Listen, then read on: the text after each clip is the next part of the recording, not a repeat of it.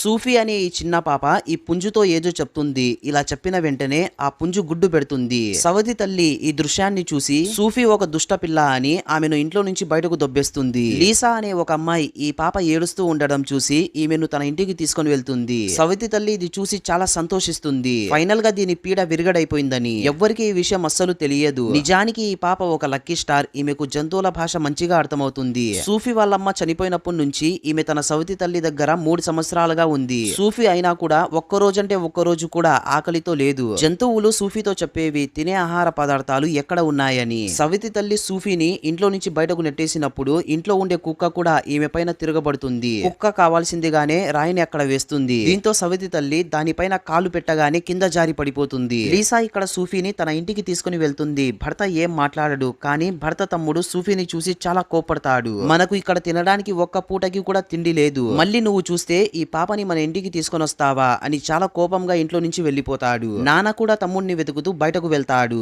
చాలా సమయం గడిచిన తర్వాత కూడా తమ్ముడు ఇంటికి తిరిగి రాలేదు. దీంతో లీసా చాలా టెన్షన్ పడుతూ ఉంటుంది. సూఫీ అప్పుడే నాకు తెలుసు తమ్ముడిని ఎలా వెతకాలో అని చెప్పి చెట్టు పైన కూర్చొని ఉన్న ఒక పక్షితో ఇలా అడుగుతుంది. లీసాకి ఈ పాప మాటలు అస్సలు నమ్మబుద్ధి కావడం లేదు. పక్షి చెప్పిన దారిలో వెళ్లి సూఫీ తమ్ముడిని కనిపెడుతుంది. అతనికి సూఫీ అంటే అస్సలు ఇష్టం లేదు. మాకు ఇప్పుడు తినడానికి తిండి లేదు, మళ్ళీ నువ్వు చూస్తే ఒక పెద్ద తలనొప్పి లాగా మా ఇంట్లోకి వచ్చావు. సూఫీ ఇది చూసి కుక్కతో ఇలా చెప్తుంది, వెళ్లి ఒక కోడిగుడ్డుని తీసుకుని రా అని. కుక్క తొందరగా ఒక కోడిగుడ్డుని తీసుకొని వస్తుంది. లీసా ఫ్యామిలీ మెంబర్స్ ఈ కోడిగుడ్డుని చూసి చాలా సంతోషిస్తారు. వీళ్ళు చాలా నెలలుగా అసలు కోడిగుడ్డుని తినలేదంట. సూఫీ ఇది చూసి ఇలా ఆలోచిస్తుంది, వీళ్ళు చాలా కష్టాలలో ఉన్నారని. ఇతను చాలా గట్టిగా దగ్గుతూ ఉంటాడు. సూఫీకి ఈ విషయం తెలుస్తుంది, ఇతని ఊపిరితిత్తుల్లో ఏదో వ్యాధి ఉందని. దీంతో సూఫీ ఇలా ఫిక్స్ అవుతుంది, ఇతని రోగాన్ని నయం చేయాలని. కుక్క సూఫీతో ఇలా చెప్తుంది, దూరంలో ఉన్న ఒక కొండ వెనకాల ఇతని రోగాన్ని తగ్గించే ఒక మూలిక ఉంది అని. నెక్స్ట్ పార్ట్ కోసం ఒక లైక్ వేసుకోండి.